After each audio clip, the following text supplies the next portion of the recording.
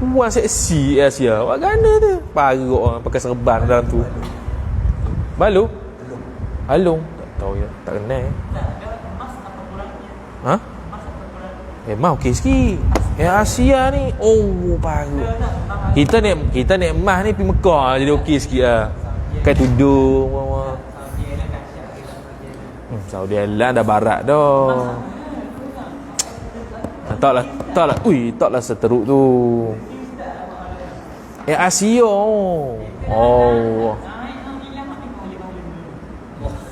Demo lah, bukan ber lah. Demo tengok orang merata tu.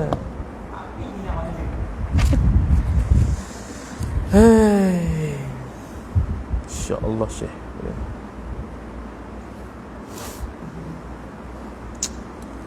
Allahu Akbar. Bismillahirrahmanirrahim.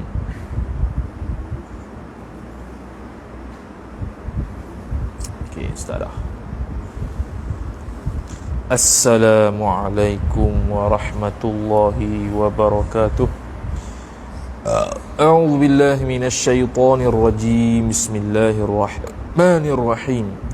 Alhamdulillahi rabbil alamin. Wassalatu wassalamu ala asyrafil anbiya'i wal mursalin.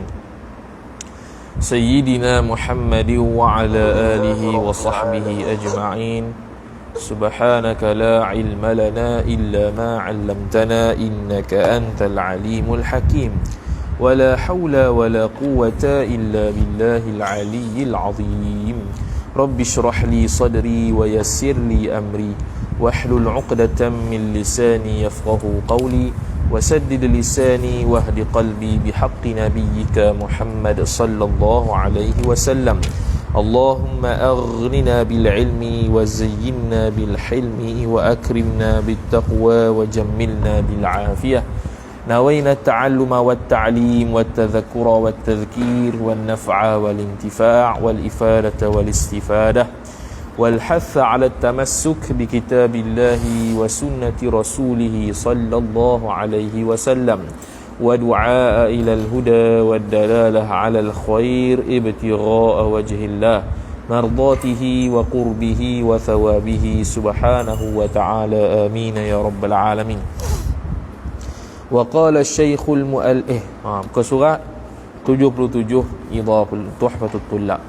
قال المؤلف رحمه الله تعالى ونفعنا الله بعلومه وبعلومكم وبعلوم مشايخنا في الدارين آمين يا رب العالمين. Kata pengarang Syekh Daud bin Abdullah Al-Fatani rahimahullahu ta'ala, disyaratkan wali kafir itu adil di sisi agamanya. Kata muallif, tetapi kafir jadi wali akan perempuan yang kafirah itu qaidnya jika adalah adil pada agamanya, agama orang kafir. Bersalahan jika ia kafir fasik, maka tiada sah ia kafir jadi wali. Seperti hukum Islam juga. Ni dah baca dah. Masuk Kashfun Niqab sambung itu tak habis lagi. Tak tahulah hampa ni muka surat apa ni. Kita muka surat 251. Hukum orang lelaki Nasrani mewakilkan orang Islam mengucap lafaz qabul pernikahan dengan perempuan ahli kitab. Orang lelaki Nasrani mewakilkan orang Islam untuk lafaz qabul nikah perempuan ahli kitab. Maknanya sekarang ni orang kafir nak kahwin, kita pi wakil ucap lafaz qabul. Dia nak nikah sama kafir, cuma hak dia nak kahwin ni ahli kitab. Laki ni Nasrani, ahli kitab, boleh jadi Yahudi, boleh jadi Nasrani. Kita ni tolong wakil ijab qabul kat dia. Boleh ke tidak? Syekh Muhammad Al-Khatib Asy-Syirbini rahimahullah telah menjelaskan dalam Mughni bahawa harus orang lelaki Nasrani mewakilkan orang Islam yang lain untuk menerima ataupun mengucapkan lafaz qabul apabila orang tersebut bernikah dengan perempuan ahli kitab, iaitu Yahudi atau Nasrani. Hal ini berlaku kerana orang lelaki Islam sah bernikah dengan perempuan yang beragama ahli kitab. Itu saja illah dia. Maka kita boleh mewakilkan dari sudut qabul nikah daripada perempuan lelaki yang Nasrani ataupun lelaki Yahudi lah ahli kitab. Sebabnya ialah kita sah bernikah dengan ahli kitab. Tu je illah dia. Hukum orang lelaki Nasrani mewakilkan orang Islam mengucap lafaz qabul pernikahan dengan perempuan Majusi. Sekarang ni bezanya ialah perempuan tadi ahli kitab, sekarang ni perempuan yang bukan ahli kitab. Syekh Muhammad Al-Khatib Asy-Syarbini rahimahullahu taala telah menyatakan dalam Mughni bahawa tidak boleh orang lelaki yang beragama Nasrani mewakilkan kepada orang Islam untuk mengungkapkan lafaz qabul apabila bernikah dengan orang perempuan yang beragama Majusi. Hal ini berlaku kerana orang Islam tidak boleh bernikah dengan perempuan yang beragama Majusi. Tak boleh lah sebab dia bukan ahli kitab. Maka nak wakil ijab qabul pun tak boleh. Hukum seseorang mewakilkan orang yang sudah beristeri 4 untuk melafazkan qabul nikah.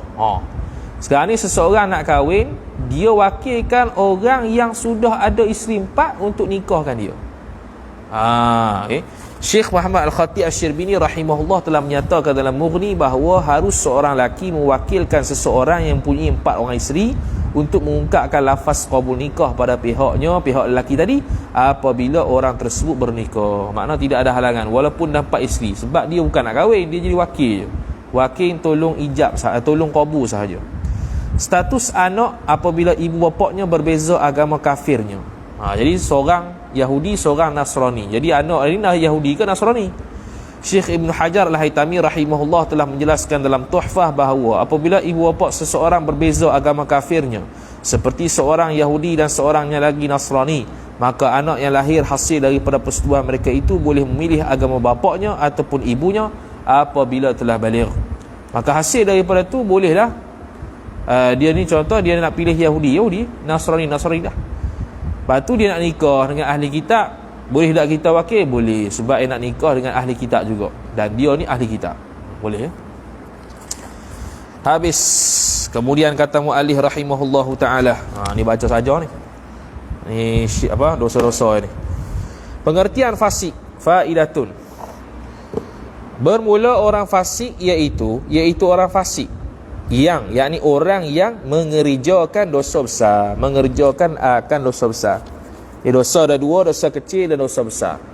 Kenapa ulama bezakan antara 2 dosa ini? Ialah untuk mensabitkan adil ataupun tidak seseorang. Maka dosa besar itu iaitu dosa besar barang yang ada warid yang datang daripada Quran atau hadis, janji siksa atas mereka yang mengerjakan dosa besar. Ini dia panggil dosa besar.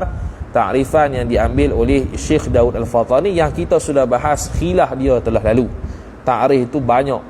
Dan inilah yang kita faham dan kita ambil daripada ulama kita. Kata Ibnu Abbas radhiyallahu taala anhuma, hampir 700. 700. Al-Imam Az-Zahabi rahimahullah dalam kitab Al-Kabair kumpul 70 lebih. Antara dosa-dosa besar, bila ada 700 itu tak mampu sebut semualah, sebut sebahagian je. Tu pun banyak dah tu, 37 dah. Maka yang terlebih besar, dosa besar ni kita tak payah nak bahas dah lah. Kita baca ni. Ringkas cerita. Kita dah cerita lakon dah ni. Maka yang terlebih besar, dosa besar itu asyirku billah, syirik dengan Allah. Mana ada sekutu selain Tuhan beri bekah. Dan keduanya, dan qatlun nafsi allati harramallah, yakni membunuh orang yang diharamkan Allah Ta'ala. An-nafsi itu bukan bunuh diri, bunuh nyawa. Bunuh nyawa yang diharamkan Allah, bunuh dia. Nombor 2, yakni seperti bunuh orang dengan sengaja. Ada 3, bunuh sengaja, bunuh tak sengaja, bunuh syibih sengaja. Tu pi jinayah. Yang ketiga, menuduh akan zina perempuan yang muhsanat. Nombor 3, yakni perempuan yang tidak pernah zina dan bersih daripadanya. Perempuan yang muhsanat, mana perempuan yang suci tak pernah zina, dituduh zina. Yang lalai daripada maksiat, menuduh akan zina perempuan yang muhsanat yang lalai daripada maksiat. Nombor 4, yakni dengan bahawa tidak terlintas pada hati mereka itu perempuan memperbuat zina. Lalai pada maksiat ni, mana tak buat maksiat lah, tak ada niat pun nak buat maksiat, orang kena tuduh. Nombor 4, dan putus asa daripada rahmat Allah Ta'ala. Hak ni tasawuf. Yang kelima, dan memakan harta riba. Keenam, dan seksa dan saksi yang dusta. Nombor 5, yakni jadi saksi yang dusta. Makna dia jadi saksi tapi bohong. Ketujuh, dan makan harta anak yatim dengan zalim, iaitu makan harta anak yatim dengan tidak menyalurkan kegunaan harta anak yatim tu kepada anak yatim, tapi guna untuk dia. Yang ke-9 zina, iaitu memasukkan syapah ke dalam dubur, dan liwat, memasukkan syapah ke dalam dubur. Ke-11 dan meninggalkan sembahyang yang 5 waktu. Nombor 6, yakni salah suatu daripada 5 waktu, bukannya kena 5 baru fasik, salah satu pun fasik dah. Ke-12 dan berbuka puasa pada bulan Ramadan dengan tiada musafir dan uzur, mana tidak ada uzur syarak. Yang ke-13 dan lari daripada berperang dengan kafir tatkala berbaris saf, serta syaratnya 2 ganda.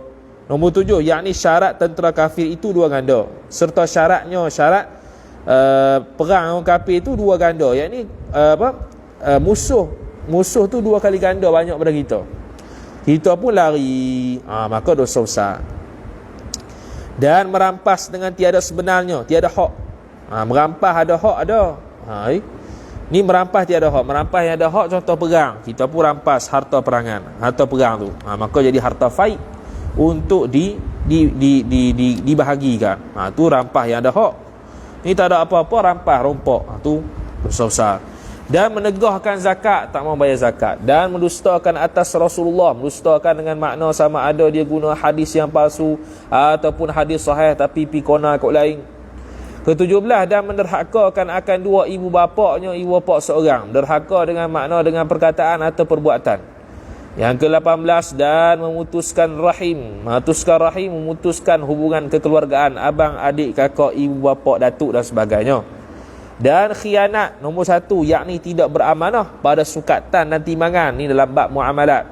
Asalnya sekilo dapat 10 biji, ni sekilo dapat 8 biji je. Makna dia telah beratkan timbangan, itu hukum dia haram.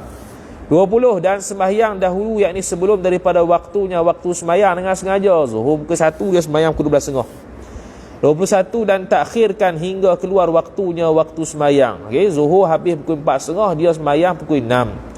22 dan lupa akan Quran, kemudian daripada hafazkan, dia hafazkan Quran. Lupa apa Quran. Lupa sebab apa? Sebab dia sibuk dengan dunia, maka hukum dia haram. Kalau sibuk dengan akhirat, maka sampai tahap lupa Quran, maka tu tak ada masalah. 23 dan jima isteri seorang pada haid. Ni masalah nanti kita baca Al-Majmu' Syarah Muhazzab. 24 dan makan dan minum pada bijana emas dan perak, iaitu bekas, kolej dan sebagainya daripada emas dan perak, hukum dia haram walaupun perempuan yang pakai. Perempuan hanya boleh pakai emas perak dari sudut al-hulli, perhiasan sahaja, bukannya dia panggil apa? Bijana syarak. Ingat lagi tu. Bijana apa? Awan. Tu al-awani tu. Al-awani lupa kita. Al-awani tak silap Al-awaniyu. Dan memakai emas dan perak bagi laki-laki. Tu memanglah. Kalau cincin perak apa laki-laki. Meninggalkan menyuruh dengan ma'ruf dan tegah akan mungkar. Ni pun sama juga. Dia mampu untuk menegah kemungkaran, tiba-tiba dia tak tegah. Tu dia kata yakni serta ada kuasa. Dia ada kuasa tapi tak tegah, hukum dia haram. Dia mampu tegur tapi tak tegur, dia hukum dia haram. Dan mengambil upah pada hukum supaya memenangkan seseorang. Tu nombor 3, iaitu rasuah namanya. Sama-sama rasuah ni. Dan mengadu-ngadu domba. Dia pergi kat A kata lain, pergi kat B kata lain, menyebabkan A dan B gaduh. Yang seterusnya dan makan babi. Makan babi hukum dia haram, sama juga anjing. Dosa besar. 30 dan membakar binatang yang hidup. Binatang yang hidup kita bakar kerana apa barang? Kerana menyiksa dia, hatta semut sekalipun. Kecuali kalau darurah tak boleh nak pisah semut dengan sampah contohnya, tu tak ada masalah. Dan meminum arak dan mencuri ni ambil harta secara sembunyi-sembunyi. Dan memakai sahabat dan memaki, bukan memakai, dan memaki sahabat Nabi, dosa besar.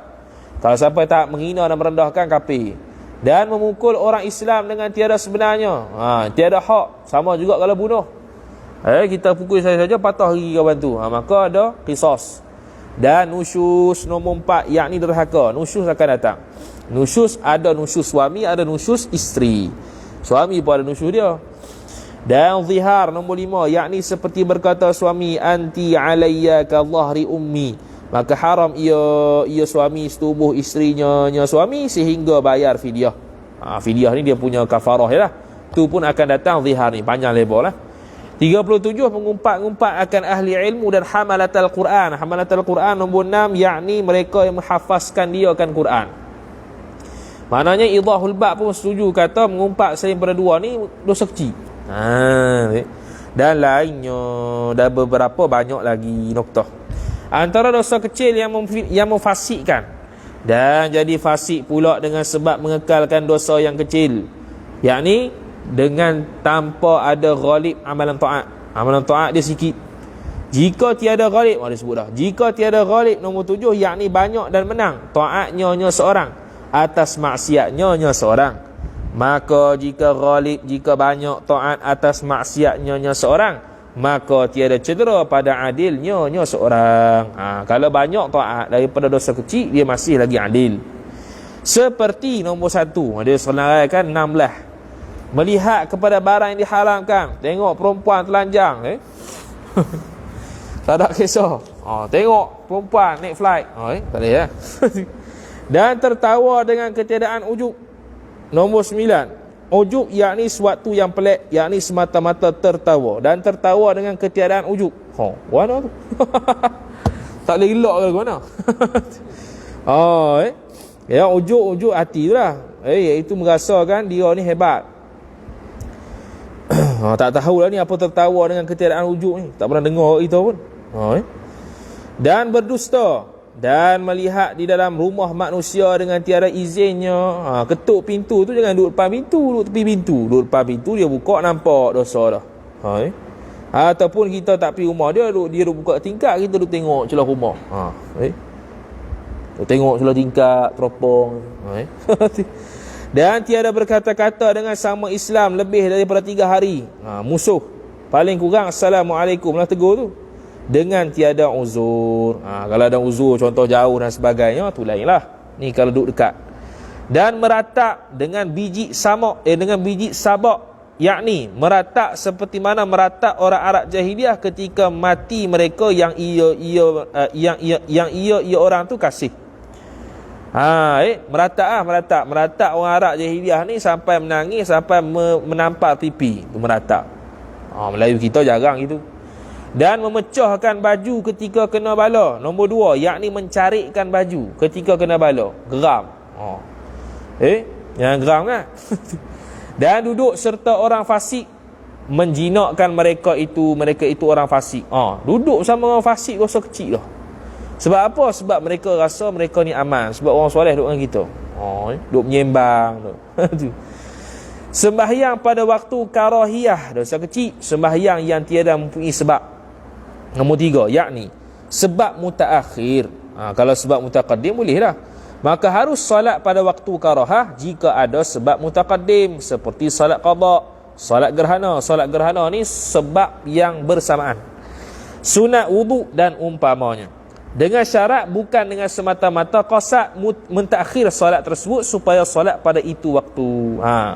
Contoh sembahyang qada, dia ada sembahyang qada subuh. Bukan. Sembahyang qada zuhur ataupun subuh ataupun mana. Dia sengaja sembahyang pada selepas mayang asar. Maka tu hukum dia haram. Dia boleh qada waktu lain, sengaja pilih. Kecuali lah kalau dia tu baru teringat bahasa, aku tinggal mayang. Maka dia pun mayang, tak ada apa tu, bukan sengaja. Tapi nak segerakan bara'atul zimmah, untuk membebaskan diri daripada tanggungjawab dia ada tinggal semayang. Itu tak apa. Tapi sengaja mentakhirkan, dia ada peluang, dia tahu ada tinggal semayang, dia ada peluang nak qada pas zuhur ke sebelum zuhur, dia sengaja tinggal, dia sengaja buat lepas asar juga. Tu baru haram. Berjual beli di dalam masjid. Ada akad jual beli. Sebab tu kalau nak berjual beli dalam masjid ni, nak beli barang, nak beli barang ni, guna akad lain lah. Akad hadiah ke, hutang ke, tak payah jual beli. Sebelah jadi imam padahal makmum imam benci akan dia, akan imam tadi. Ni kita dah bincang dalam ad-dawabitul yani'ah. Berkata-kata padahal khatib membaca khutbah, dosa kecil. Tapi kita sebenarnya bukan dosa kecil. Kita makruh. Jumhur ulama haram. Menghubungkan puasa 2 hari dengan tiada berbuka. Ni puasa wisal. Ni hanya khususiat Nabi saja. Kita kalau buat dosa. 14, mengeluarkan mani dengan tangan dirinya. Sudah, istimna. Dah kalau bukan tangan tak dosa. Samalah. Dah buat apa tu tangan? Tangan tu rolik. Tu. Mana tahu cari lubang boleh ke? Cari lubang. Aku geram tengok lubang ni. Lubang mungkin lain. Habis gitu. Lepas tu dia pun sondor situ, keluar mani. Habis. Kemudian membanyakkan berkelahi dan berbantah-bantah berdebat. Jika ia seorang sebenarnya sekalipun, walaupun dia di pihak dia benar, tapi membanyakkan kelahi dan juga bantah-bantah berdebat ni, hukum dia dosa besar, dosa kecil. Nombor 4, yakni lain daripada tersebut. Okey, dan lainnya lain daripada tersebut. 16, dan demikian lagi daripada dosa kecil, enggan. Nombor 5, yakni enggan wali. Enggan wali mengkahwinkan muwaliyahnya muwaliyah wali. Dosa kecil lah, itu kita bahas dah. Ada khilaf kata dosa, ada yang kata tak dosa. Yang kata tak dosa tu sebab hakim boleh kahwinkan, dah buat apa nak dosa. Serta diperoleh syaratnya nombor 7, yakni syarat mengkahwinkan muwaliyahnya, yakni antara syaratnya tidak jadi fasik wali tersebut, melainkan beberapa kali ia seorang wali tadi enggan, yakni 3 kali. Ini pun kita dah bahas dulu. Dan antaranya lebih banyak maksiatnya di atas taatnya wali, seperti mana telah terdahulu. Okey, selesai. Mana dia? Syarat habis. Tu dosa besar, dosa kecil dan dosa besar. Selesai. Kemudian syarat yang ke-6 bagi wali. Sambung balik. Dan demikian lagi disyaratkan wali itu mukhtar, terpilih, bukannya dipaksa orang, dia pilih sendiri. Maka tiada sah digagahi, dipaksa dengan tiada sebenarnya, dengan tiada hak. Ada tak dipaksa dengan sebenar? Ada, iaitu hakim qadi. Boleh paksa wali untuk nikahkan anak dia kalau dia enggan. Tu kalau peristiwa dia enggan. Nombor 8, yakni adapun menegah oleh hakim, maka demikian namakan digagahi dengan sebenar. Noktah. Habis. Kasfun nikah kita. Syarat wali menikahkan perempuan di bawah kewaliannya dengan pilihan sendiri. Kata musannif dengan tiada sebenarnya. Dalam Ad-Dalil Nasah telah menyatakan bahawa wali yang menikahkan perempuan tersebut disyaratkan bahawa dirinya membuat pilihan tanpa dipaksa oleh orang lain untuk menikahkan perempuan yang berada di bawah kewaliannya. Maka jika menikahkan seorang perempuan yang lain dalam keadaan terpaksa, niscaya tidak sah pernikahannya. Ada orang paksa wali itu dalam keadaan wali itu tak redha, tak mau pun, maka tak sah. Hal ini berlaku kerana berdasarkan satu hadis, sesungguhnya Allah Ta'ala mengampuni atas umatku akan kesalahan yang mereka lakukan, lupa dan perkara yang dipaksakan atas mereka untuk perbuat sesuatu. Tersalah buat, dimaafkan. Terlupa, pergi buat juga, maaf. Dan juga dipaksa, mukrah. Ada orang letak pistol, nikah kan. Kalau tak nikah aku tembak, dia pun nikah, tak sah. Hadis ini diriwayatkan oleh Imam Ibnu Majah rahimahullah dan Imam Al-Baihaqi rahimahullah dengan sanad yang hasan. Contoh dikenakan paksaan yang tidak dikira oleh syarak sebagai satu dosa ialah dipaksa supaya ingkar dan kufur pada Allah Ta'ala. Hal ini berbeza jika paksaan yang dibuat tersebut berdasarkan hak. Ini seperti mana dibahaskan dalam bab yang lepas, iaitu wali menghalang orang perempuan yang berada di bawah kewaliannya daripada bernikah. Maka hakim boleh menekan dan memaksakan wali tersebut untuk menikahkan perempuan tersebut dengan seorang lelaki yang lain. Bukan itu sahaja, bahkan Imam Az-Zarkashi rahimahullahu ta'ala berpendapat bahawa tidak diperlukan atas hakim untuk memaksakan wali yang menghalang perempuan tersebut bernikah. Bahkan boleh sahaja hakim itu sendiri yang menikahkannya. Itu kata Az-Zarkashi. Tapi menurut jumhur kata hakim kena paksa wali. Namun begitu pendapat yang disebutkan oleh Al-Imam Az-Zarkashi itu tidak sama sekali dinyatakan oleh para al-ashab Asy-Syafi'iyah, melainkan masalah hakim dapat menggantikan wali tersebut untuk menikahkan perempuan yang berada di bawah kewaliannya itu, jikalau wali tidak berkehendak juga untuk menikahkannya selepas dipaksa. Paksa-paksa tak boleh juga, hakim sendiri yang akan nikahkan. Paksa-paksa dia nak, maka dialah yang akan nikahkan, bukan hakim. Masalah ini telah dihuraikan secara panjang lebar pada masalah yang telah lepas. Kita dah selesai dah tu. Habis syarat yang ke-7, dan demikian lagi disyaratkan mengetahui akan wakil. Syarat menjadi wali. Wali maklum wakil suami yang akan mengucapkan lafaz qabul akad nikah. Kata musannif akan wakil, yakni wakil suami ataupun selain wakil. Intaha ad-dalil nasah. Mana kalau contoh bakal suami tak mau ucap akad sendiri, dia letak wakil, maka wali syarat dia kata di sininya kena tahu siapa wakil dia. Jika ada suami seorang itu berwakil pada qabul, gantinya ganti suami. Nombor 2. Kata musannif, jika ada suaminya itu berwakil. Dalam ad-dalil nasah telah menyatakan bahawa yang dimaksudkan mewakilkan suami untuk menggantikannya itu adalah dari sudut mengungkapkan lafaz qabul akad nikah. Pandangan yang mengatakan bahawa ini sebahagian daripada syarat ialah pandangan pengarang Al-Uddah Wassilah fi Ahkamil Nikah, kerana mengikuti pandangan pengarang Al-Anwar. Mana ni bukan pandangan jumhur. Syekh Daud hanya terjemah dan dia ungkapkan daripada Al-Uddah Wassilah. Seperti mana disebutkan dalam muqaddimah Syekh Daud ni dulu, Al-Uddah Wassilah salah satu daripada rujukan kitab yang dibuat daripada Idahul Ba' ni. Adapun pandangan Syekh Ba Makhramah rahimahullahu taala dan Syekh Ibnu Hajar Al-Haytami rahimahullah subhanahu wa taala menyatakan bahawa wali mengetahui bahawa suami mewakilkan seseorang untuk menerima atau mengungkapkan lafaz qabul akad nikah tersebut bukannya syarat untuk menjadi wali. Bukan syarat jadi wali ni, tahu wakil tu. Mereka berpandangan bahawa pengetahuan berkenaan suami mewakilkan seseorang untuk menerima pernikahannya itu ialah syarat untuk menghalalkan dan membolehkan proses pernikahan diteruskan saja, bukannya dari sudut sah pernikahannya. Jadi dia ada dua. Pertamanya dari sudut sah nikah, yang keduanya di sudut dipanggil iqdam. Iqdam ni melanjutkan proses pernikahan. Jadi sebelum nak melanjutkan proses pernikahan, dia kena tahulah siapa wakil dia. Oh, wakil dia ni. Selesai dah tahu, baru lanjutkan akad nikah dan sah nikahnya. Dan kalau dia tak tahu dan lanjutkan akad nikah, sah nikah tapi hukum dia haram. Hal ini berlaku kerana yang diambil kira dalam segala akad sehinggakan akad pada nikah ialah berdasarkan realiti yang berlaku, bukannya berdasarkan sangkaan dua orang yang berakad, iaitu wali dan bakal suami. Mestilah dia tahu sungguh siapa yang ia akad tu. Akad dia tu suami sungguh ke? Atau wakil ataupun apa. Wali dia ke macam mana? Kena tahu. Tapi bukan syarat sah pernikahan, tapi nak iqdam, nak mendahulukan dan melalui proses pernikahan.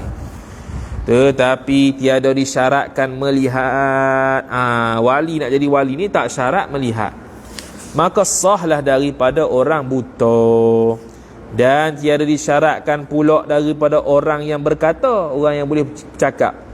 Maka sah daripada orang yang kelu, yang mempunyai isyarat yang difahami orang akan isyaratnya kelu. Hak dulu kita dah bahas dah.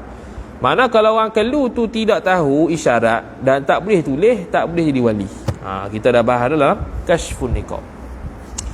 Kata dalam Kashfun Niqab, baki perbahasan syarat wali berdasarkan ad-dalil nasah.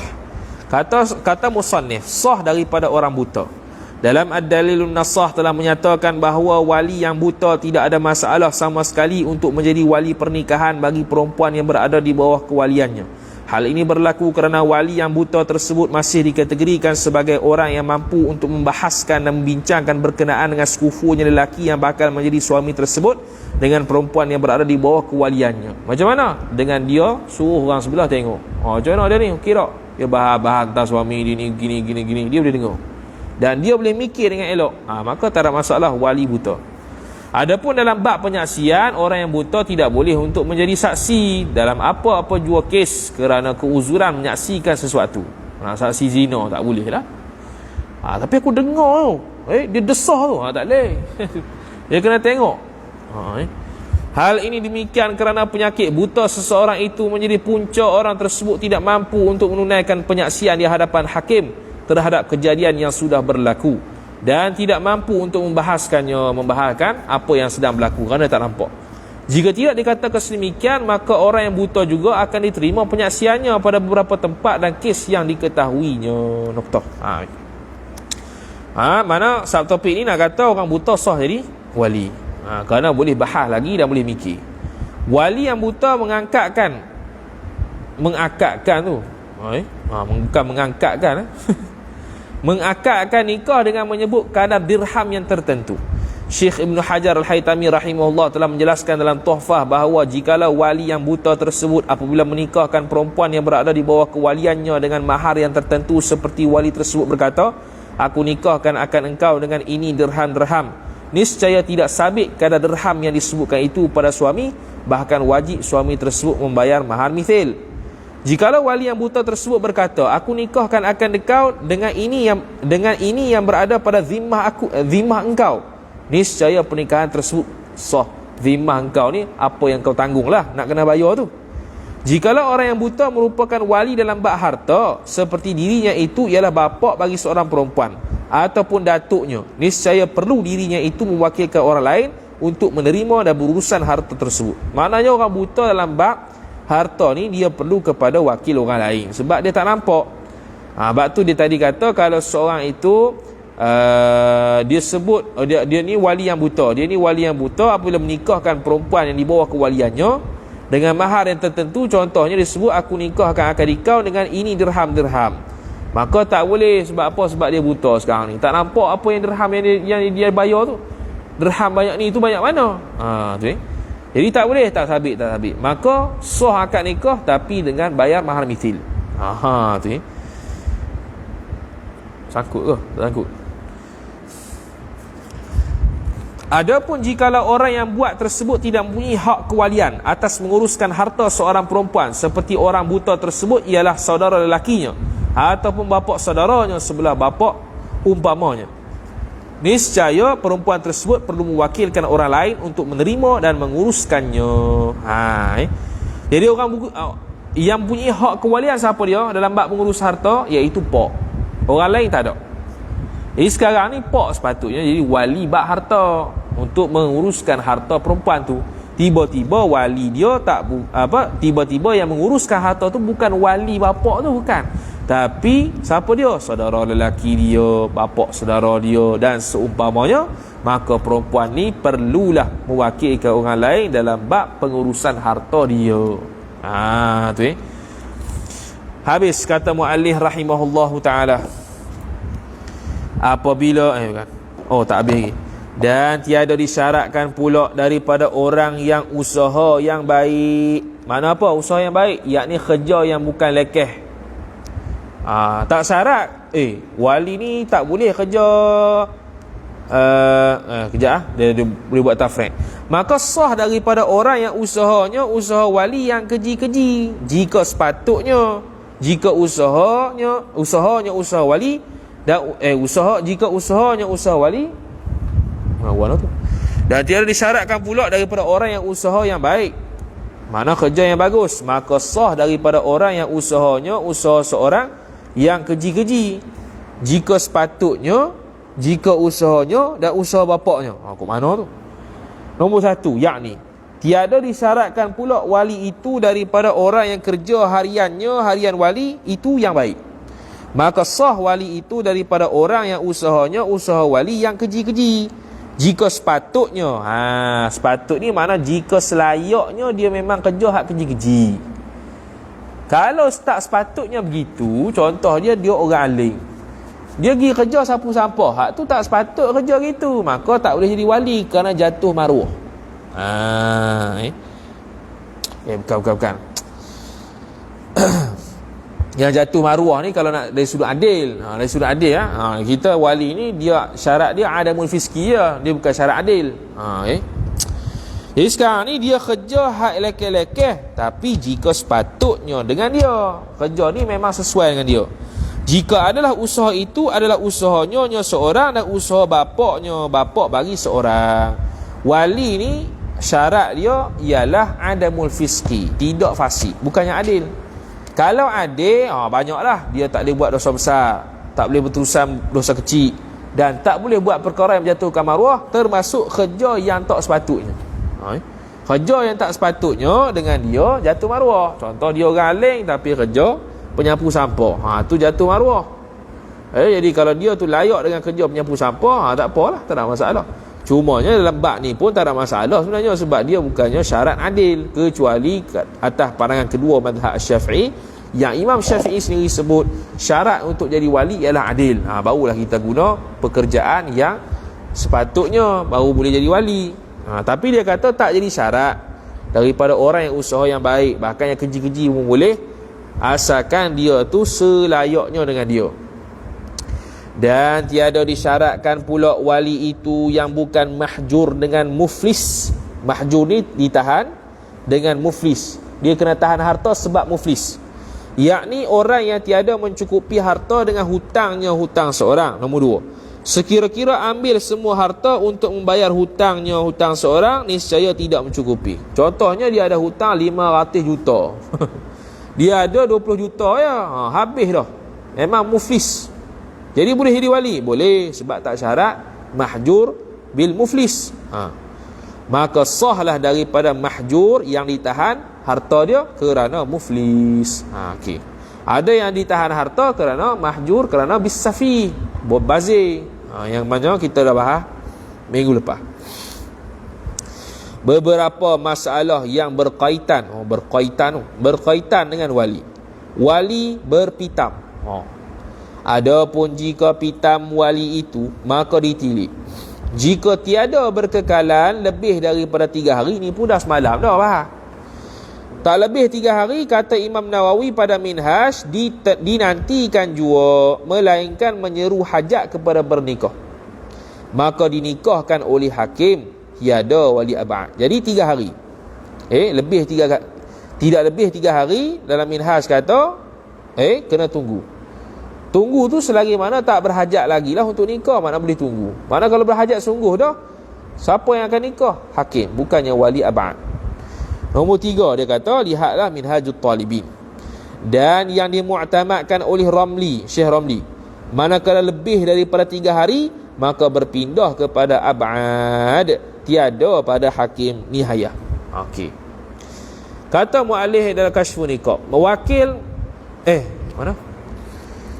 Jika pitam wali, habis itu ya. Perbahasan pitamnya wali sudah hamba jelaskan secara panjang lebar setelah menukilkan pendapat-pendapat para ulama dalam masalah yang telah lepas. Itu dah lepas tu. Jadi ada khilaf, kurang daripada 3 hari, lebih daripada 3 hari macam mana?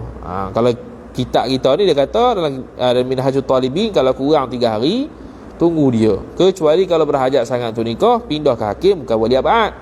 Tapi kalau Syekh Ramli pula, kalau kata lebih daripada 3 hari, kalau lebih daripada 3 hari, pindah kepada abad, bukan pada hakim. Tu pun khilaf lah dulu kita sebut. Ada yang kata pergi pada hakim, ada yang kata pergi pada abad. Okey. Apabila wakil oleh wali mujbir. Okey, tu satu topik dia. Dan harus bagi wali yang mujbir itu berwakil pada mengkahwinkan muwaliyah wali mujbir yang bikir, yang dara. Jika dengan tiada izinnya, izin dara sekalipun. Ini dari sudut wali mujbir mewakilkan orang lain untuk menikahkan anak dara dia. Boleh tak? Boleh, walaupun tanpa izin anak dara. Seperti mana wali mujbir boleh menikahkan tanpa izin, begitu juga kalau dia wakil orang lain untuk nikahkan dia pun boleh tanpa izin. Wakil mewakilkan orang lain, Ni wakil sini wali mujbir lah. Mewakilkan orang lain untuk menikahkan perempuan yang di bawah kewaliannya tanpa izinnya. Kata musannif, jika dengan tiada izinnya sekalipun. Syekh Ad-Damiri rahimahullah telah menyatakan dalam An-Najmul Wahash bahawa berlaku perselisihan pandangan ulama berkaitan dengan keharusan dan kebolehan tersebut. Berlaku seperti mana bolehnya wali tersebut menikahkan perempuan yang berada di bawah kewaliannya itu secara langsung tanpa wakil. Dia nak kata hukum dia sama je. Wakil dengan tak wakil sama saja. Pandangan asah diharuskan wali mewakilkan orang lain untuk menikahkan perempuan yang berada di bawah kewaliannya tersebut meskipun tidak mendapat izin daripada pihak perempuan. Seperti mana wali mujbir boleh menikahkan secara direct tanpa izin, walaupun sunat minta izin, tapi boleh saja. Pandangan kedua Syekh Al-Hanati, Al-Hanati dengan ta rahimahullahu taala, dan Al-Qadhi Abu Hamid rahimahullahu taala telah menukilkan satu pandangan yang menyatakan bahawa disyaratkan mendapatkan izin perempuan tersebut jikalau wali tersebut hendak mewakilkan orang lain untuk menikahkannya. Menukilkan satu pandangan. Maksudnya dia bukan pandangan dia nukil orang lain. Kata syarat mendapat izin perempuan juga. Bila wali tersebut hendak mewakilkan orang lain untuk menikahkannya. Mana khilaf dari sudut izin perlu ke tak? Pandangan asah tak perlu izin dan boleh mewakilkan. Pandangan yang kedua, kena izin baru boleh mewakilkan. Oleh itu, jikalau kita berlaku atas pandangan B, iaitu dengan izin, Maka apabila perempuan tersebut masih kecil, tertegah atas wali untuk menikahkannya, kerana perempuan yang kecil tidak ada keahlian untuk memberi keizinan pada orang lain. Kena tunggu besar lah pula. Namun begitu, meskipun sah pernikahannya dengan wali tersebut mewakilkan orang lain menikahkan perempuan tersebut, tetapi disunatkan meminta izin perempuan yang hendak dinikahkan itu juga menurut pandangan yang sahih. Itu dah lepas dah. Walau bagaimanapun sunat minta izin pada perempuan. Dan juga sunat mesyuarat dengan mak dia, isteri kita lah. Syekh Muhammad Al-Khatib Asy-Syirbini rahimahullahu ta'ala telah menjelaskan dalam Mughni bahawa memadai diamnya perempuan tersebut menjadi tanda kepada redanya dan izinnya. Syarat orang yang diwakilkan tersebut menjadi wakil ialah hendaklah keadaan wakil tersebut sah menjadi wali kepada orang lain dengan sekira-kira dirinya tidak fasik dan sebagainya. Sekarang ni wali dia perlu ada syarat-syarat wali. Dan kita nak wakilkan orang lain untuk nikahkan anak kita pun dia kena penuhi syarat-syarat wali. Bukan makna kita boleh wakil orang fasik ni tak. Dia pun memenuhi syarat-syarat wali. Kalau andai kata takdir kata dia ni jadi wali pada orang, sah, maka kita pun boleh wakilkan dia.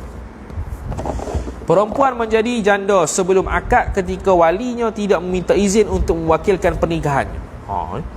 Perempuan menjadi janda sebelum akad. Dia janda bila ketika walinya tidak meminta izin untuk mewakilkan pernikahannya. Jadi kalau janda kena minta izin. Syekh Ibn Qasim rahimahullahu ta'ala telah menjelaskan dalam hasyiah dia bahawa jikalau seorang wali mewakilkan seseorang yang lain untuk menjadi wali hal keadaan tidak meminta keizinan kepada pihak perempuan dan perempuan tersebut telah menjadi janda sebelum akad nikah dilangsungkan, maka batallah perwakilan dan pernikahan tersebut. Tak boleh. Seperti mana wali mujbir tidak boleh berkahwin tanpa izin perempuan janda, begitu juga wakil tanpa izin tak sah juga. Hal ini berlaku ketika itu wali sudah keluar daripada keahlian untuk mewakilkan orang lain menikahkan janda tadi tanpa izin daripada pihak perempuan tersebut. Namun begitu, boleh jadi kebarangkalian pandangan sebaliknya, iaitu sah juga pernikahan tersebut. Jadi Syekh Ibn Qasim, kita kata dah, Syekh Ibn Qasim ni dia bagi jawapan kadang-kadang kata boleh juga gini. Tu fihi nazar belaka. Keperluan menentukan suami tertentu ketika mewakilkan seseorang mengakadkan pernikahan. Syekh Ad-Damiri rahimahullahu ta'ala dalam An-Najmul Wahash dan Syekh Muhammad Al-Khatib Asy-Syirbini rahimahullah dalam Mughni telah menjelaskan bahawa berlaku perselisihan pandangan ulama berkaitan penentuan suami tertentu ketika mana wali tersebut mewakilkan orang lain untuk menikahkan perempuan yang berada di bawah kewaliannya. Jadi sekarang ni kita nak wakil orang lain untuk menikahkan anak kita, perlu tak kita khabar siapa suami dia? Khilaf. Pandangan azhar tidak disyaratkan menentukan suami tertentu ketika mewakilkan orang lain untuk menikahkan perempuan yang berada di bawah kewaliannya tersebut. Jadi tak apa, kita hanya sekadar kata, aku wakilkan kamu untuk nikahkan anakku, selesai. Tak payah kata, ni suami dia ni gini, Ahmad bin Muhammad. Tak payah. Pandangan kedua disyaratkan supaya ditentukan suami mana yang hendak dinikahkan kepada wakil. Hal ini berlaku kerana akan berbeza-beza tujuan dengan sebab berbeza-beza bakal suami. Isteri dia, perempuan tu nak nikah dengan Ahmad, wakil dia ingat nak nikah dengan Muhammad. Jadi tak tegang mana. Ta'in. Ta'in siapa lah? Siapa dia? Bukan tengok wajah. Siapa dia orang tu? Gambar. Dah gambar tak tahu nama, nak sebut nama. Dia kena nama lah. Nak sebut nama lah akad. Bukannya saya nikahkan akan gambar ini. Kan nak nikah dia siapa? Musamma dia perlu pada isim. Kalau tahu gambar pun tak tahu nama, macam mana nak sebut kata? Tidak disisbahkan kasih sayang pada wakil dengan sekira-kira dia akan memilih orang yang terbaik untuk perempuan tersebut. Maka dia kata pandangan kedua ni perlu takyinkan siapa suami itu. Suami dia Ahmad bin Muhammad. Supaya apa? Supaya tak berbeza calon isteri antara wakil dengan orang perempuan tersebut. Sebab wakil tadi tidak dinisbahkan kasih sayang asyafaqah pada dia. Sedangkan wali mujbir dia, wali bagi perempuan tersebut ada nilai asyafaqah. Maka dia akan memilih dan akan tentukan suami mana yang akan dinikahkan dia. Namun begitu, ulama yang berpandangan dengan pandangan A menjawab bahawasanya wali bagi perempuan tersebut tidak akan sama sekali mewakilkan kepada orang lain melainkan kepada orang yang dipercayainya. Jadi sekarang ni dia rad balik pandangan B, kata, kamu alasannya kata begini. Tak, kami kata tak payah tentukan suami mana sebab wali ni dia ada sifat asyafaqah, kasih sayang. Maka dia akan mewakilkan orang lain Yang mana orang tu pun orang yang dipercayai fiqah, dari sudut dia akan buat yang terbaik untuk anak dia juga. Tak ada unsur-unsur berlaku perbezaan bakal suami dan sebagainya. Turut balik lah. Pihak perempuan menentukan bakal suami kepada wali yang bukan mujbir. Sekarang perempuan nak kahwin, siapa yang nak kahwinkan dia? Wali bukan mujbir. Maka dia tentukan, yang nak kahwin dengan aku ni Ahmad bin Muhammad ni, bukan Ali bin Mat. Jikalau seorang perempuan menentukan bakal suami yang hendak dinikahkannya kepada wali yang bukan mujbir, maka hendaklah wali tersebut menyebutkan secara khusus bakal suami tersebut kepada wakil yang akan menikahkan itu. Kena sebut. Jadi kalau bukan wali mujbir, maka dia perlu sebut siapa yang bakal jadi suami. Jikalau wali tersebut tidak berbuat sedemikian dan wakil tersebut menikahkan perempuan tersebut dengan lelaki yang lain daripada perempuan tersebut, tentukan maka tidak sah sama sekali pernikahan tersebut. Jadi sekarang ni wali bukan mujbir, nak wakilkan orang lain, nikahkan dia, nikahkan orang yang di bawah muwalinya. Maka kena tentukan, kena ta'inkan nama. Kalau tidak, tidak sah. Tu ke wali bukan mujbir. Kalau wali mujbir, tak perlu ta'in. Sebab apa wali bukan mujbir kena ta'in? Kerana nilai syafaqah tu kurang dah. Nilai kasih sayang pada perempuan tu kurang berbanding bapak sendiri. Menyebutkan kadar mahar ketika mewakilkan orang lain menikahkannya, Syekh Ad-Damiri rahimahullahu ta'ala telah menjelaskan dalam An-Najmul Wahash bahawa tidak disyaratkan kepada wali apabila mewakilkan orang lain untuk menikahkan perempuan yang berada di bawah kewaliannya itu untuk menyebutkan kadar mahar yang tertentu. Tak syarat. Mana tak syarat di sini dari sudut sah nikah. Kalau tak sebut, mahar misil lah, tu ya. Perempuan menyebutkan kadar mahar dan wakil tidak menyebutkannya. Syekh Ad-Damiri rahimahullahu ta'ala telah menyatakan dalam An-Najmul Wahash bahawa jikalau perempuan telah menetapkan kadar mahar yang dikehendaki, kemudian wakil wali yang menikahkannya itu tidak menyebutkannya dengan tanpa izinnya, maka pernikahan tersebut tidak sah. Kerana apa? Mahar itu milik perempuan. Jadi kalau perempuan dah tentu dah 500, kenalah 500. Jadi kalau dia tu wakil je, dia tak sebut, tak sah. Tapi kalau wali tak sebut tu jadi mahar misil. Tu bab lain pula kalau wali mujbir ni. Tu. Wali mewakilkan orang lain menikahkannya pada hari tertentu dan wakil melakukan sebaliknya pula dah.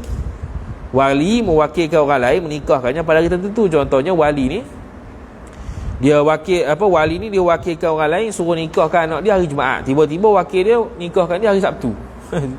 Syekh Ad-Damiri rahimahullah telah menjelaskan dalam An-Najmul Wahash bahawa jikalau seorang wali berkata kepada wakilnya, kamu nikahkan perempuan tersebut pada hari sekian-sekian, ataupun kamu nikahkan perempuan itu di masjid sekian-sekian, dan wakil tersebut melakukan sebaliknya, maka tidak sama sekali sah nikahan tersebut. Jadi wakil ni dia ta'in sungguh lah.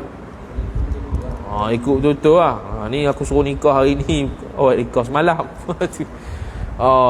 Jadi tak sah. Wali meninggal dunia selepas mewakilkan orang lain pula dah untuk menikahkannya dalam keadaan tidak mengetahui masa wafatnya. Syekh Ad-Damiri rahimahullahu ta'ala telah menjelaskan dalam An-Najmul Wahash bahawa jikalau seorang wali mewakilkan orang lain untuk menikahkan anak perempuannya, kemudian nyata wali tersebut telah meninggal dunia dalam keadaan seorang pun tidak mengetahui sama sekali sama ada wali tersebut meninggal dunia selepas akad nikah berlaku ataupun sebelum akad nikah berlaku. Jadi sekarang ni dia ni sepatutnya dia ni kena hidup lah. Waktu dia hidup lah dia kena akad nikahkan anak perempuan dia. Maknanya dia wakilkan seseorang untuk nikahkan anak perempuan dia. Waktu dia nikah tu, waktu dia akad nikah tu oleh wakilnya itu, waktu tu mestilah wali tersebut masih hidup, baru sah. Sekarang ni dia tak tahu ketika akad itu berlaku dia ni hidup ke mati waktu tu. Bila begitu maka berlaku khilaf, sah ke tak pernikahannya. Pandangan yang sah, sah nikahnya. Pandangan yang kedua, tak sah nikahnya. Hukum wakil menikahkan perempuan dengan suami yang tidak sekufu. Dia wakil nak menikahkan orang, anak perempuan dia, tiba-tiba perempuan tu tidak sekufu dengan dia. Macam mana? Syekh Ad-Damiri rahimahullahu ta'ala telah menjelaskan. Tak dengar luar? Tak dengar luar? Dia tak lah. Syekh Ad-Damiri rahimahullahu ta'ala telah menjelaskan dalam An-Najmul Wahash bahawa berlaku perselisihan pandangan ulama terhadap sahnya pernikahan apabila orang yang diwakilkan wali tersebut menikahkan perempuan yang di bawah hak kewaliannya dengan calon suami yang tidak sekufu. Jadi kalau wakil ni dia menikahkan anak perempuannya dengan calon suami yang tak sekufu. Sah ke tak? Khilaf ulama.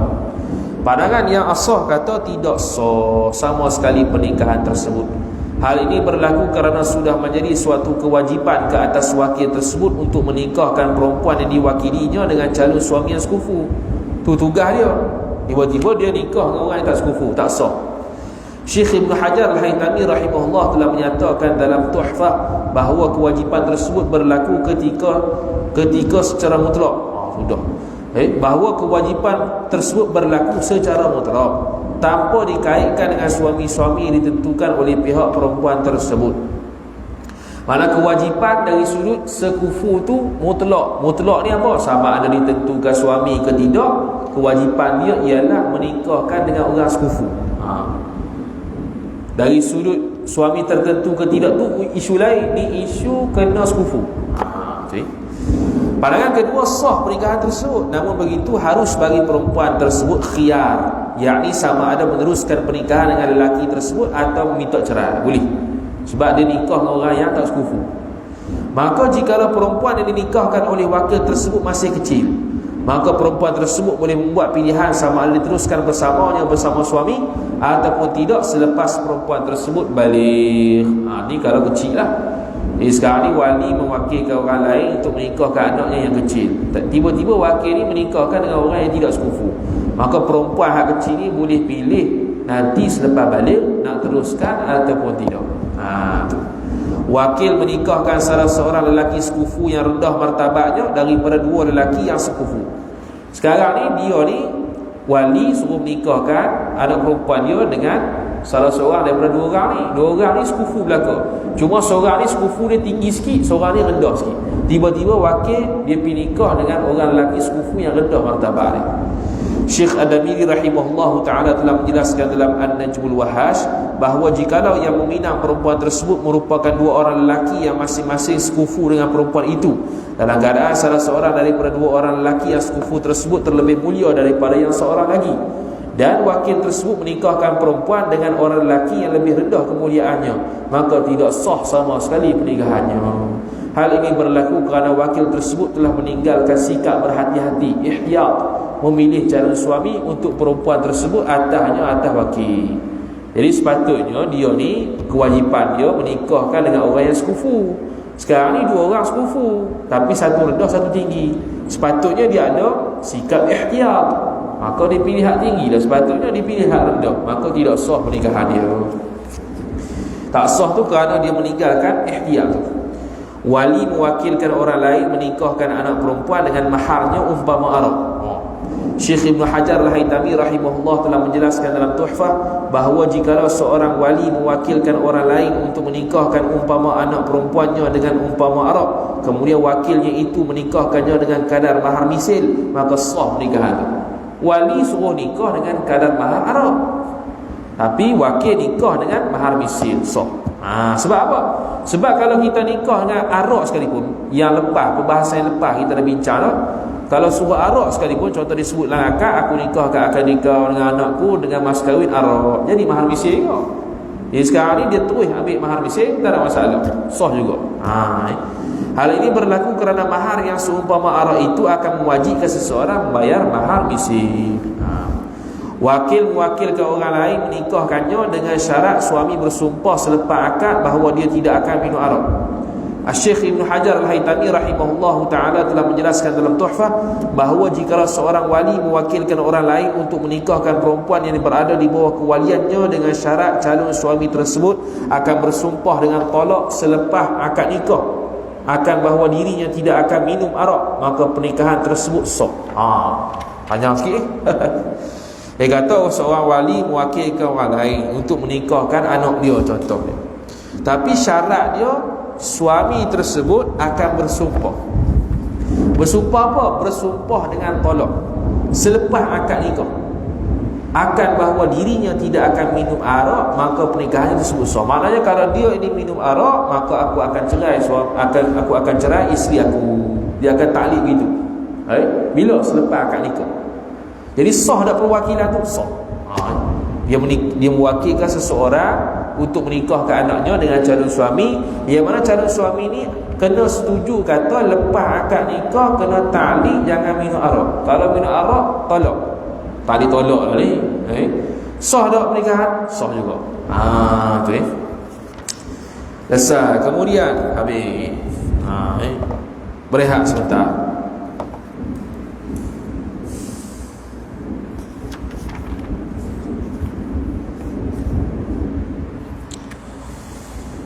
Allah.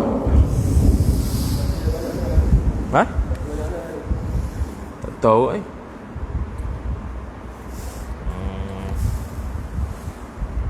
Satu muka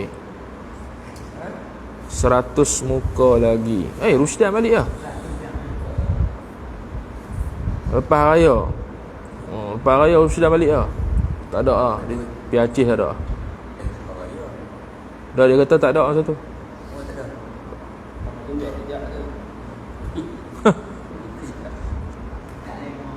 Allah.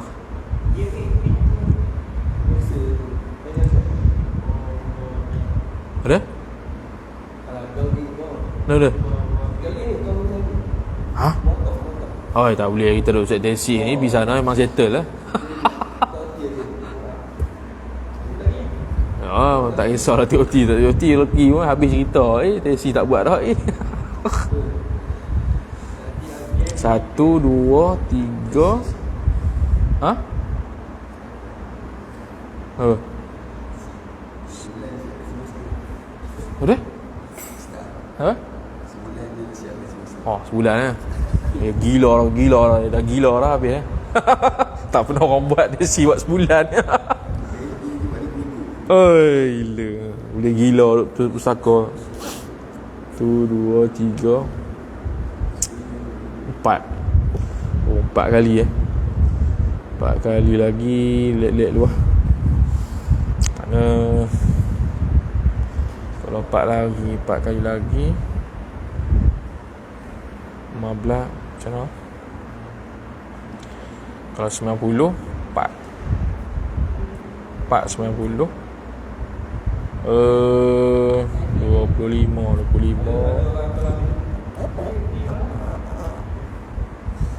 Boleh kita macam relax-relax dah. Okay, ada soalan online? Ni apa benda pula ni? Yang meningkatkan kolesterol ni.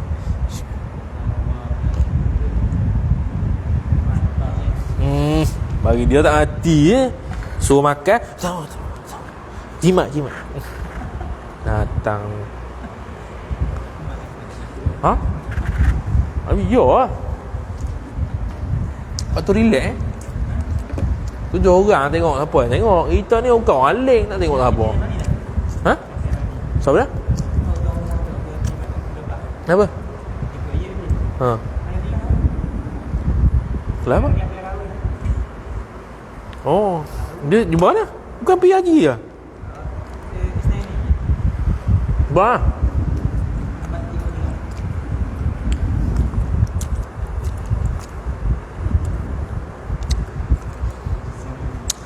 Jadi kita tinggal 100 muka surat. Kita target 4 kelas lagi. Jadi relax-relax dah. Dah jual benda tu.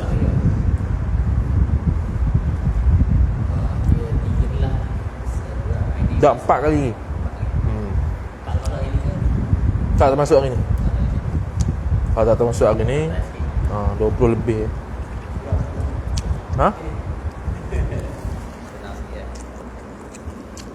Dah 17 muka lah. Lagi 8 muka habis. Kita pun tak larat kot. Pada pagi malam. SB tanya siap ke tak? Siap orang dah jawapan.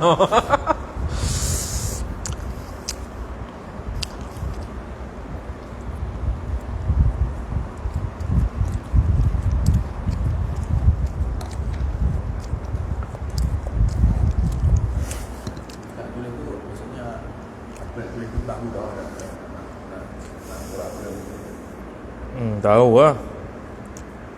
Bersepah buku bersepah. Juga ada lah. Ustaz hari tu tanya Ustaz Rashidi tu kan, lepas balik raya tu, jadi futuhnya mana tau, kuat tu weh, tak berhenti lah. Dia kalau berhenti habis ha?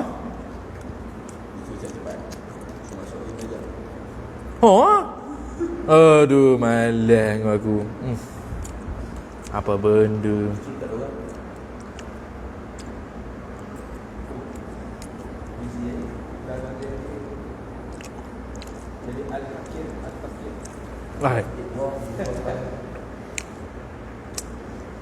nak boleh siap pun payah. Ni nak bayar pula ni. Hantar ni tunggu 3 bulan. 3 bulan free ya. Lepas tu kena balun balik. Tahun depan lah, tak sempat tu ni. Proses lambat. Dah hantar NOS 3 bulan. 3 bulan bulan 9 lah bayar. Lama betulan ni. Tapi kalau result bulan 9 dah ni. Ha? Kita bulan 9 baru nak tahu bayar bila. Balik 3 bulan NOS ni. Hidup bergaduh abstrak, nak bertukar abstrak apa semua, mesti banyak lagi. Ha? Ni orang makrifat habis ni. Kita orang Usuluddin, kau orang makrifat. Habis ya.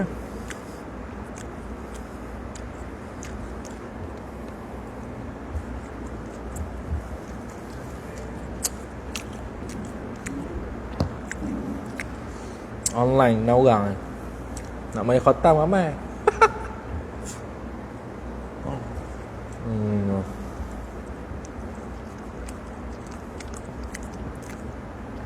Bila nak habis tak tahu ni.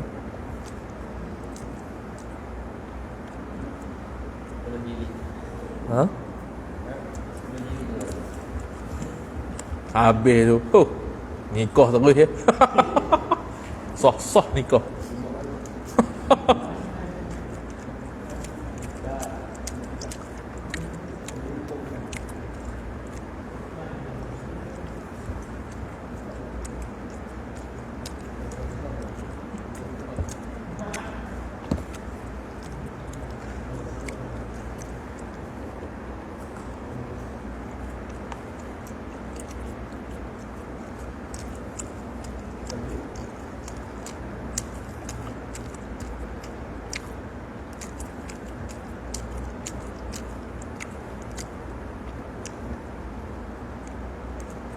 Besok ada kelas kan?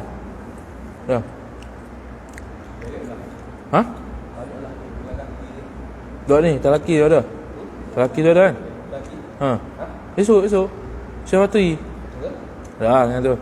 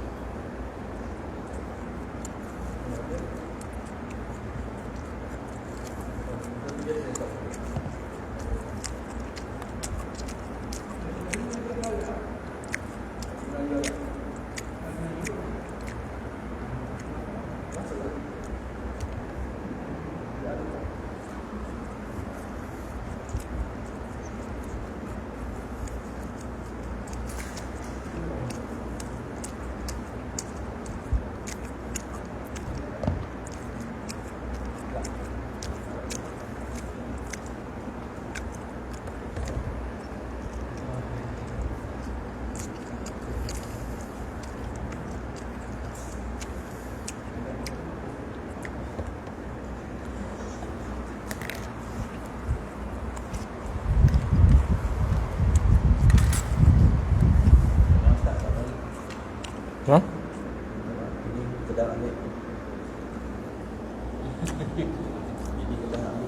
Bini Kedah nak ambil. Bini Kedah nak ambil. Oh, bini. Loh, macam mana? Menang tu. Ha? Mana boleh. Tak ada kaitan.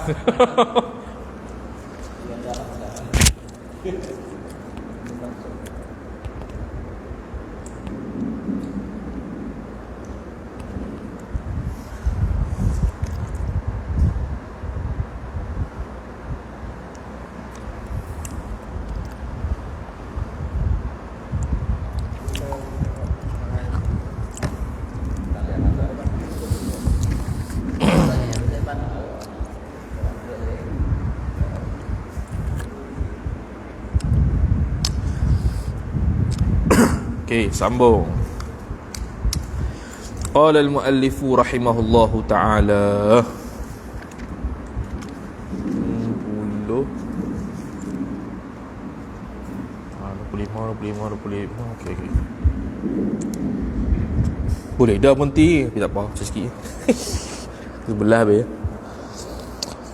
Kata musannif rahimahullahu ta'ala, dan segala wali yang lain daripadanya, daripada mujbir, tiada harus berwakil dengan tiada izinnya, izin perempuan. Ni tadilah saya sebut tu. Nombor satu, yakni kerana ia wali bukan mujbir, tiada harus berkahwin dengan sendirinya. Yakni dia nak mengahwinkan perempuan tu tak boleh dengan sendiri. Maka tiada harus pula berwakil kepada orang yang lainnya. Intaha Mishkat al-Masabih. Jika diizinkan, maka harus ia wali bukan mujbir berwakil, mewakilkan orang lain. Okey. Hukum wali selain mujbir mewakilkan orang lain untuk menikahkan seorang perempuan tanpa izinnya, izin perempuan. Ni last ni. Kata musannif, tiada harus berwakil dengan tiada izinnya. Syekh Ad-Damiri rahimahullahu ta'ala telah menjelaskan dalam An-Najmul Wahash bahawa berlaku khilaf berkaitan dengan wali selain mujbir mewakilkan orang lain untuk menikahkan seorang perempuan tanpa mendapatkan keizinan daripada perempuan tersebut. Jadi Syekh Daud memilih pandangan tak sah. Lupa pula. Ada?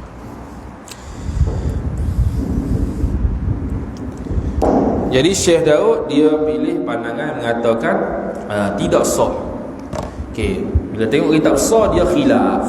Pandangan yang sahih, tidak sah pernikahan tersebut. Makna Syekh Daud dia tu pilih pandangan yang sahih.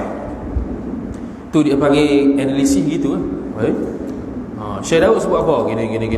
Lepas tu kitab lain sebut apa? Kitab lain sebut ada khilaf. Jadi Syekh Daud pilih apa? Gitu. Hal ini berlaku kerana wakil tersebut tidak memiliki hak untuk menikahkan perempuan melalui dirinya sendiri. Sama macam tadilah. Maka apabila dirinya tidak berhak untuk menikahkan perempuan tersebut melalui dirinya sendiri, maka mewakilkan orang lain untuk menikahkannya itu lebih utama dari sudut tidak memiliki hak tersebut, hak mewakilkan orang lain. Pandangan yang kedua mengatakan sah pernikahan tersebut. Hal ini berlaku kerana wali selain mujbir ini boleh menjadi wali dan menikahkan seorang perempuan tersebut selepas mendapat keizinan daripadanya.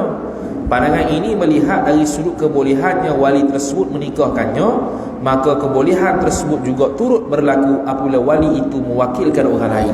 Dia kata sah nikah ni. Sebab apa? Sebab wali selain mujbir boleh jadi wali ketika izin perempuan.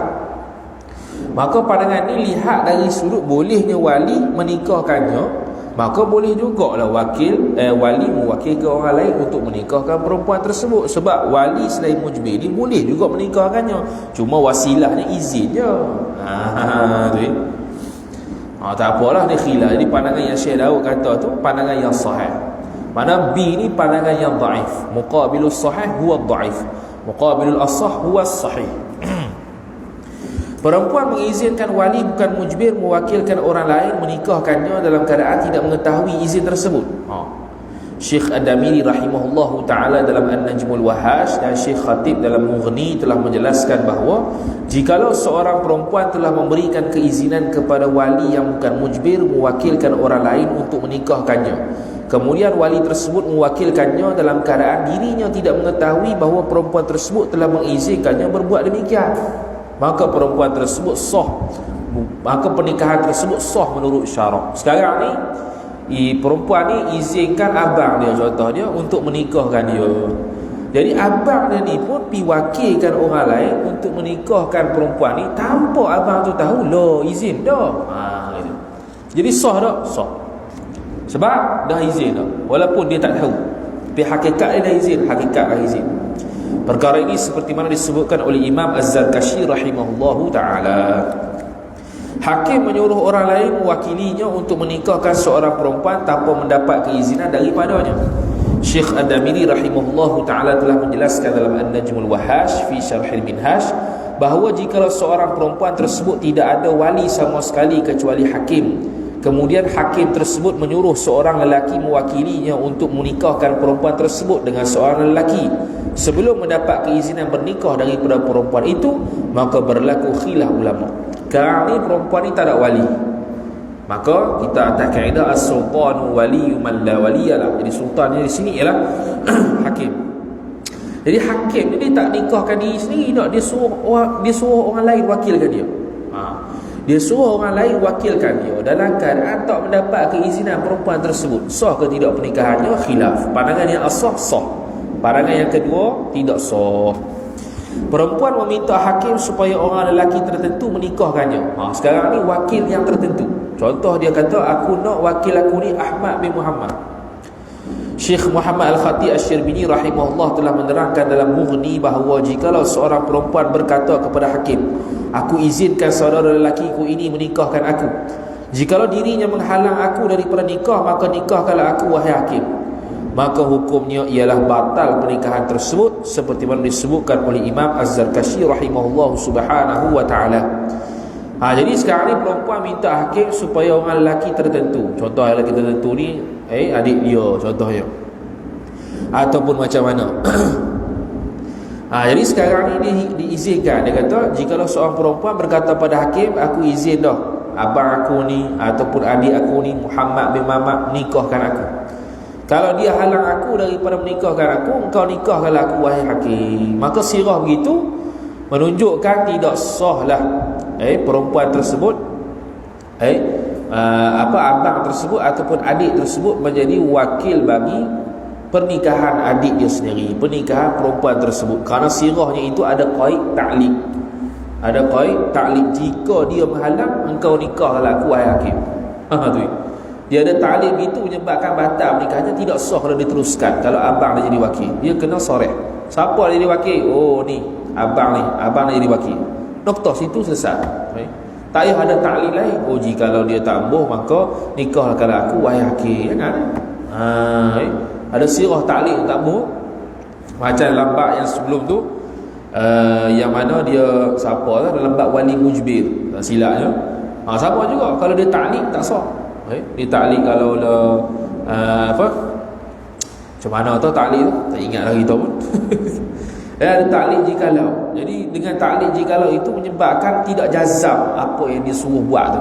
Jadi menyebabkan tidak sah pernikahannya. Itu kata Imam Zarkashi juga. Perempuan yang telah habis iddahnya memberikan keizinan walinya untuk menikahkannya. Syekh Ibn Hajar Al-Haytami rahimahullah telah menjelaskan dalam Tuhfah bahawa sah seorang perempuan memberikan keizinan bagi walinya untuk menikahkannya dalam keadaan dirinya telah ditolak oleh suaminya dan berlalu tempoh iddahnya. Mana ni seorang perempuan yang sudah dicerai suami dan sudah lalu iddahnya, kemudian dia pun beri izin kepada walinya, bolehlah dia menikahkan. Habis.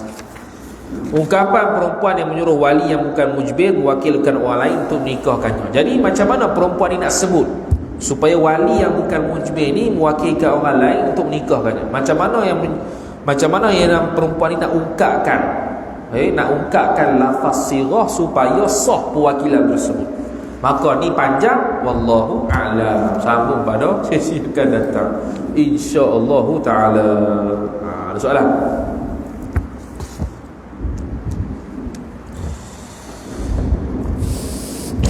Ada soalan live?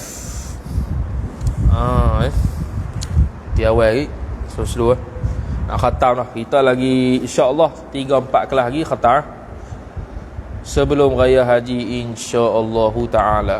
Jadi siapa-siapa yang nak hadir khatam boleh PM kita. Hadir khatam biasa ramai, nak mengaji payah tu. Macam ijazah lah. Ijazah ramai, ngaji payah. Datang kitab, sedap. Nak ngaji tu sakit tu. Macam-macam kena ada. Okay.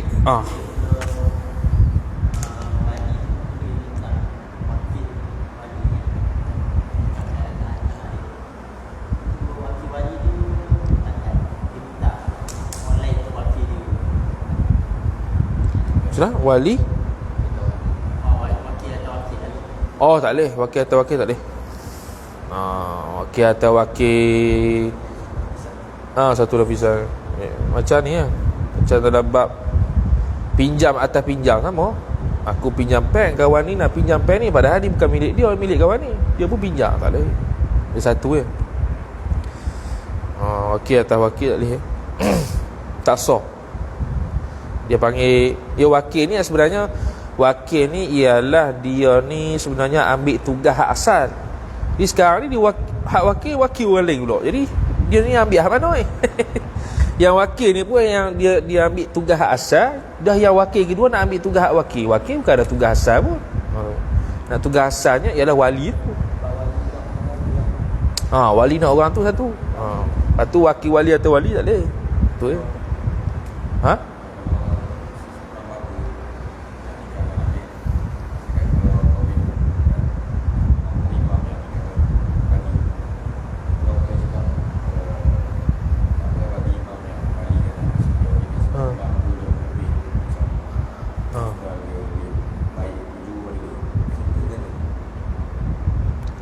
Wakil tu imam boleh. Kalau dia kata gitu boleh. Maksudnya dia percaya, maksudnya dia kata imam. Dia kena ni lah, lafaz wakil lah. Dia ada lafaz dia. Dia ada lafaz wakil lah. Tak kisah lah macam mana saya wakilkan Tok Imam ni jadi wali untuk ya apa dah. Saya wakilkan. Kena lafaz lah, sebab nak tukar tugas. Kalau main gitu ya, sodok itu habis Macam ni sekali yang perempuan ni.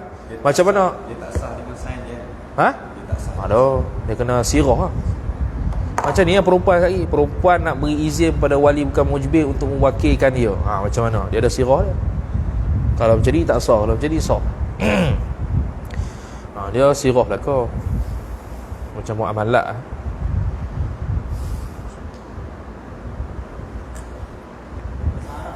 Sebab kalau tulis tu dia kinayah, dia kena soreh.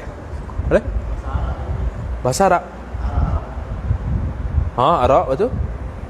Gini. Jadi wali dia ni dia nak menikahkan wali dia nak menikahkan anak dia. Tapi sekarang ni dia nak mewakilkan orang. Jadi wali ni kata, tolong nikahkan anak aku wakilkan kepada kamu, tolong nikahkan anak aku dengan mahar Arab. Jadi kalau ikutkan mahar Arab tak sah lah jadi mahar, tapi sah perkahwinan, cuma nanti jadi mahar misil. Tiba-tiba wakil ni dia pergi ungkap bukan mahar Arab tapi dengan mahar misil. Sah tak? Sah. Sebab asalnya ialah bila seorang itu sebut mahar dia Arab ataupun benda-benda haram, sah pernikahan tapi mahar misil. Jadi wakil tadi sudah dia panggil apa, buat hukum yang mahar misil hak sepatutnya lah. Sudah sah. Tu ilah dia kata, sebab benda yang kalau benda haram dia jadikan mahal tak sah, maka jadi tak sah, bukan tak sah nikah, makna tak boleh lah. Dia akan pindah pada mahar misil. Dia tak jadilah mahar musamma yang Arab tu, tak kira, tak boleh sama tu yang wali nikahkan sendiri tu dah lepas dah, jilid satu ke apa. Dia jawapan sama ya, iaitu kena mahar misil. Tu ya. Tak semesti Arab, umpama Arab, mana apa-apa benda haram babi ke apa ke.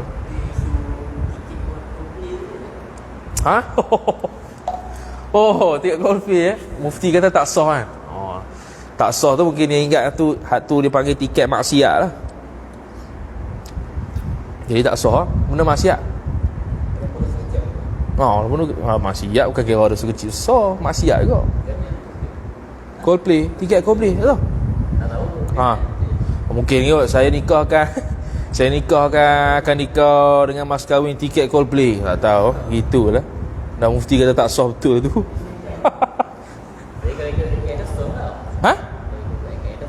Dia kata tak sah nikah tak sah nikah. Itu patutnya sah lah, tapi mahal lah, mahal mesti. Tak tahu dia mazhab mana dia guna untuk masalah sah tapi mahal mesti lah patutnya. Itu. Dia kata tak sah nikah bukan ingat tak sah mahal. Itu pun tak tahu. Dia haram. Tapi tak sah. Talak macam itu lebih kurang. Talak waktu hik.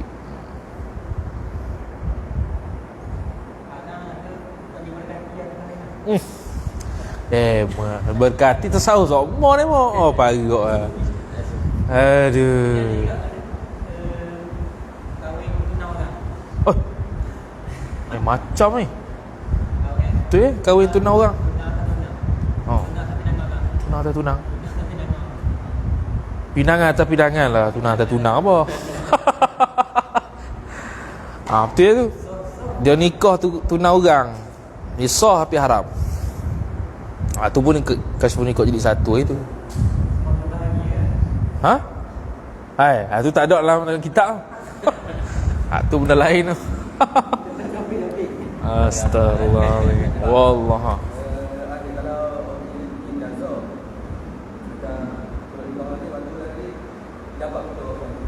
Ha?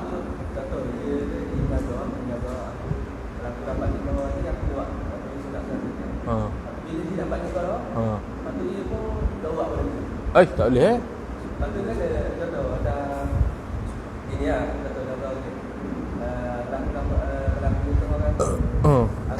Foso. Aku nak bayar sunat. Lepas tu ada pakar. Dia ingat. Tak ingat qada ya. Qada gitu kan. Tak kena puasa tu. Ya. Nak pecah Dia langsung. macam sepatutnya dia kena buat nazar tapi terlepas waktu ataupun dia panggil ada uzur. Dia qada ya. Contoh dia ta'in kata, kalau aku dapat kahwin dengan ini aku nak puasa sunat Arafah. Tiba-tiba waktu dia nak puasa sunat Arafah tu dia sakit uzur. Qada. Qada lah. Qada ada uzur, qada boleh tarakhi. Kalau awak sengaja? Tu segera. Qada ni macam tak bayar. Qada sembahyang apa yang dinazar tu? Kalau dinazar 40 rakaat, 40 rakaat. Nazar ikut ta'in lah. Dia kalau ta'in 40, 40. Kalau tak ta'in umum itu 2 rakaat selesai dah. Dia macam ni dia contoh macam malam ni contoh kalau aku dapat ni malam dah tak bayar sunat fikir. Malam ni dia dah buat. Qada. Qada. Lalu kalau uzur boleh tak segera. Kalau tak ada uzur segera. Macam tinggal sembahyang.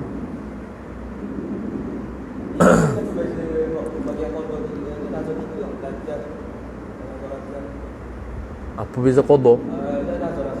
Nazar. Dia nazar ada nazar mutlak. Nazar dia nazar 3. Nazar mutlak ni contoh, wajib atas aku iktikaf, tak ada qaid apa-apa. Tu nazar satu.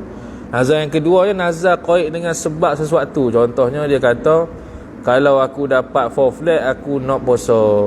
Tu qaid dengan nikmat sesuatu, dengan dapat sesuatu. Yang ketiga untuk jauhi sesuatu. Contohnya kalau aku merokok ni aku bernazar nak puasa. Maknanya dia nak jauh diri pada merokok. Yang ketiga tu kita bernazar. Hak nombor 3 tu hukumnya makruh tapi berlaku.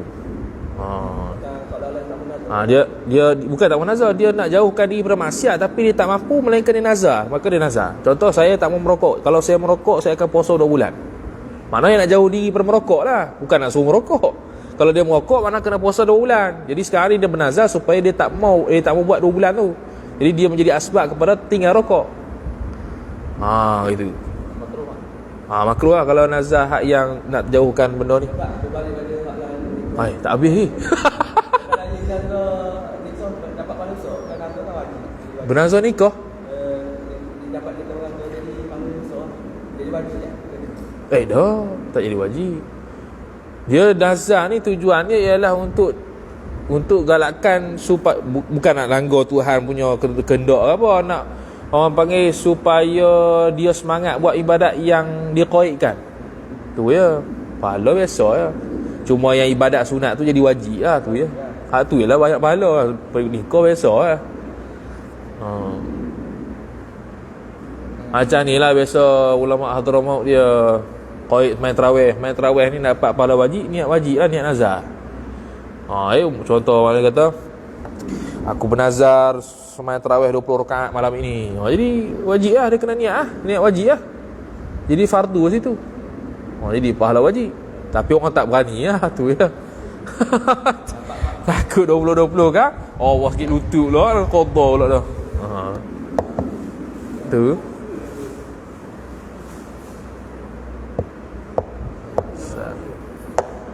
Okay, habis. Selesai. Wallahu a'lam. A'udzu billahi minasyaitonir rajim. Bismillahirrahmanirrahim. Alhamdulillahi rabbil alamin wassalatu wassalamu ala asyrafil anbiya'i wal mursalin sayyidina Muhammadin wa ala alihi wa sahbihi ajma'in. Allahumma zidna ilma warzuqna fahma. Allahumma zidna ilma warzuqna fahma. Allahumma zidna ilma warzuqna fahma. Wa sallallahu ala sayyidina Muhammad wa ala alihi wa sahbihi wa baraka wa sallam. Walhamdulillahi rabbil alamin. Wassalamu alaikum warahmatullahi wabarakatuh.